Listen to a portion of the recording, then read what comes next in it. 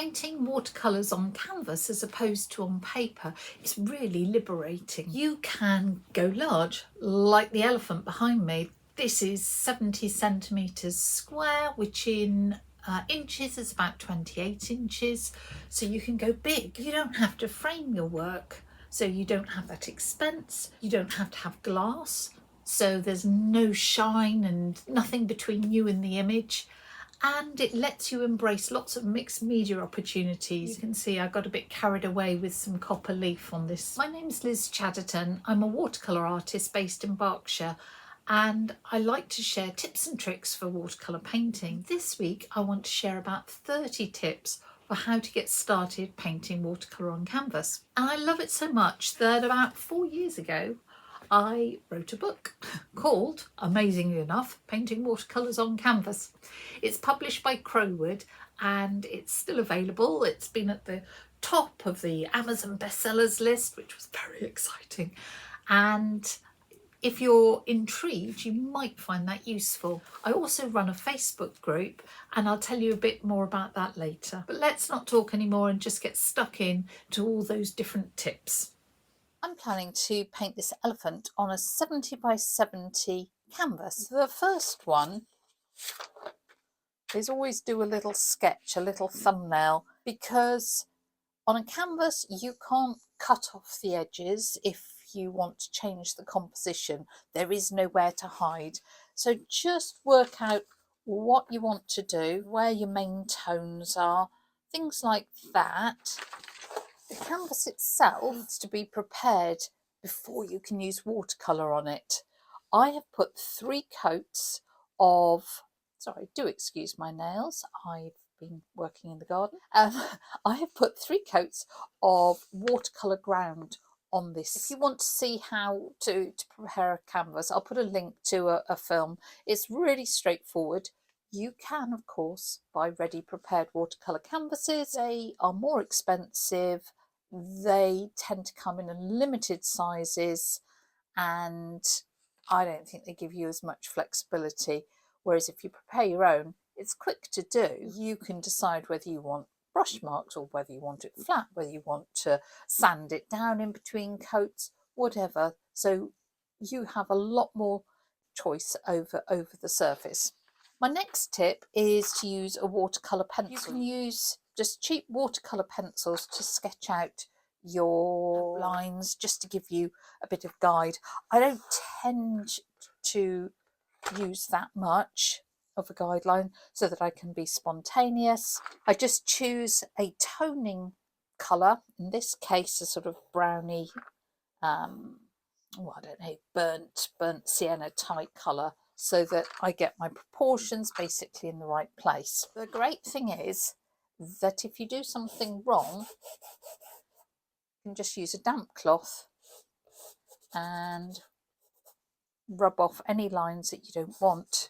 What you will find is that this surface is rough, so your pencil will wear down really quickly. If you use an ordinary graphite pencil, it can be a bit smeary, so that's why I think that the watercolour pencil is rather nice. I would always test out your colours. You can see I've mixed some colours in here. I've got burnt sienna and French ultramarine. I've mixed them together to make a grey. I am going to have a vaguely grey elephant, but in places I might have some lovely burnt sienna, French ultramarine. Now you're not going to be able to test this on your canvas unless you happen to have a spare canvas. And if you look, you will see this watercolour paper is a little bit more yellow, I think, than the white of the surface. I'm wondering whether I want to add in maybe some of these reddy browns. My next tip is to make sure you mix up plenty of watercolour, because this is a big surface. It's a lot bigger than your usual piece of paper, so have plenty mixed up so you can be generous. What you will find is that watercolour lifts very easily on a watercolour canvas. So that's great if you make a mistake, but if you want to put layers, it's a right pain. If you add a few drops of aquifix, this is from Schmincke, then it makes your watercolours a little bit more waterproof. If you add loads, then of course you won't be able to correct your work. 4 or 5 drops in a puddle of watercolour like that. An alternative, if you can't get hold of aquifix, is to add some matte varnish, acrylic matte varnish, to your watercolours. You will find that as soon as you've added either the varnish or aquifix, that it will stain a plastic palette, so use a ceramic one. And you mustn't let it dry out because you cannot re-wet it, so just put plastic over if you need to leave it. So you need to use bigger brushes possibly than you would usually, and I would suggest using some hard-wearing synthetic brushes rather than sort of soft natural hair brushes, because the canvas is really rough on your brushes. Your painting will dry a lot slower than you're used to, so do plan in for parts of it to stay wet longer so that you don't smear it. Now, I've just sped up the whole painting process here so that you can see what's going on and how I use it. And I like to let the water do a lot of the work and really vary my mark making and the size of marks, the shape, soft and hard edges, things like that. All the things you would do on paper, but do them even more so because you've got more space to experiment and be a little bit wild. So I like to place strong colour down and then with a wet brush pull it away, or put rivers of water down and then drop colour into them and let it wiggle. And that's what I'm doing a lot of here to try and capture the lovely wrinkles of this amazing elephant. While you're watching me painting, I just wanted to tell you about the Facebook group I mentioned before. It's called Watercolours on Canvas, but there is a U in watercolours. So if you're American, I'm really sorry about that. Search for it with a U, but I'll put a link to it in the description. And I think we've got about 7,000 members at the moment, which is fabulous, all around the world. And we share our tips and our tricks, and we ask for help when we're stuck, and we share our work, and it's a really friendly, supportive group. So if you fancy joining that, please do. The other thing you might like to know about is that I offer an online course at lizchadertonstudio.co.uk, and it's a really comprehensive course about painting watercolours on canvas. It shows you how to prepare your own canvas, it shows you how to prepare your own watercolour ground, but we also go through the different commercial grounds that are available, and then it takes you through painting really directly, getting the tones right first time. It takes you through layering using aquifix. It takes you through the sealing, the protection of your work. It shows you how to use different textures. We use all different sorts of subjects. So if you fancy learning more and honing your skills, do have a look there. There is a preview video that you can just watch before you sign up, and you might find that helpful. Elsewhere on this channel there are other videos about how to prepare canvas, how to make ground, other tips, other examples. So if you're intrigued about painting on canvas, do have a good poke around and see what you can find. I'll shut up now and let you watch the rest of this in peace.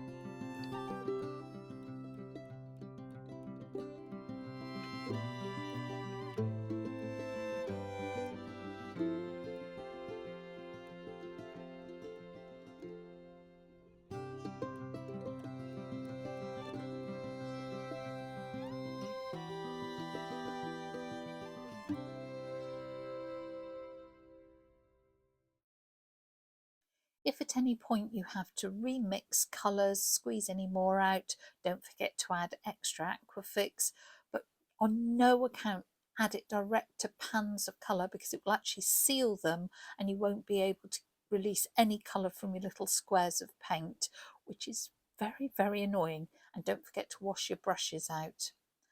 A little mist bottle is great for moving the colour around and you get beautiful flows of colour. I absolutely love that. But the more water you put on, don't forget it will take ages to dry. Look at that flow of colour in the top right, isn't that nice? Try and vary your marks, the size, direction, shape, style, just as you would on paper, but you've got lots of space to experiment. Texturing techniques like salt work brilliantly on canvas. There comes a point when you just need to let everything dry because it's too wet, and you also need to let your eyes rest because you're too tired. So I remembered to cover my paints so they haven't dried up overnight. With everything dry, it's a really good idea to rub off any salt that you've put on. You can either rub it just off with your fingers or take a clean dry brush and just rub it off like that. Still keep a light touch.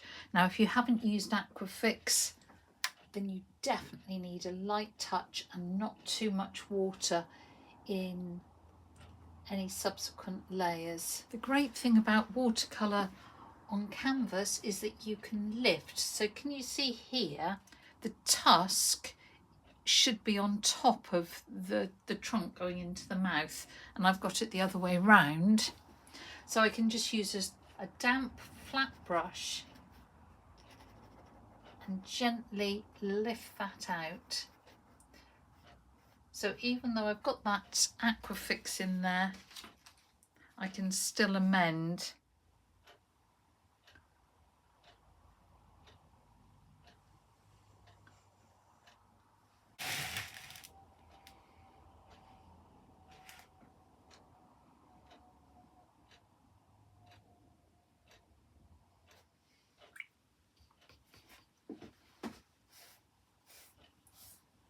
So I really hate this background. It's just blur. It's so easy to get rid of. This is just damp kitchen towel and you can wipe it off pretty much back to the white of the canvas. Look at that. Couldn't do that on paper. Now I've changed my mind about what I'm going to do about this background, and I'm actually going to use copper leaf on it to bring out the copper colour of this elephant. And that again is the joy of working with watercolours on canvas. You can add lots of mixed media if that's your thing. And here's my finished elephant, and that copper has made a huge transformation. So do embrace mixed media opportunities if you want to. I'll put a link to how I go about using metal foils. You have to use gold size, which is a special glue that just goes as sticky as a post-it note and then put on foil. This film isn't about that. But I wanted to show you some of that mixed media opportunities. And then I had a whole load of fun just flicking the glue about to get these lines and putting drops and all sorts. Anyway, even if you haven't done something like that, when you've finished, the final thing you've got to do is protect your work. You saw how easy it was to wash things off if you made mistakes, but you can imagine that you accidentally spill some water on this, it is just going to wash away and you'll have lost your painting. You can use a spray acrylic varnish. You can use it in matte, you can use it in gloss. You're looking for something that potentially has some UV resistance. That would certainly help.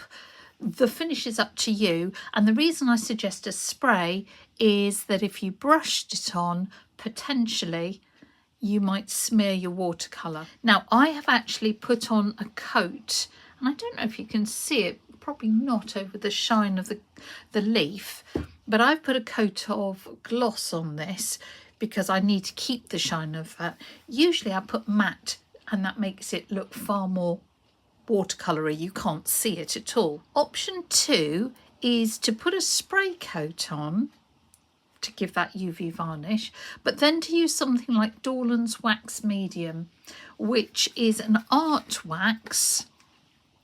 It's just a white paste that you rub into the surface and then let it dry, and then you can buff it and it gives a slight sheen, a really lovely finish, and it deepens the colours as well as protects. That choice is entirely yours. I haven't quite decided on the final finish of this. If I put the wax on top, it will mellow down the shine of my copper leaf. If I put more gloss varnish on top, it will keep the shine of the copper leaf, but it will make my elephant more shiny. Oh, one final tip is before you finish it, make sure you've signed it, because once you've varnished or waxed, it'll be hard to sign. Really annoying. I've certainly forgotten that in the past. Then all you've got to do is stick a string on the back and your painting is ready to hang. Hope you found those tips helpful.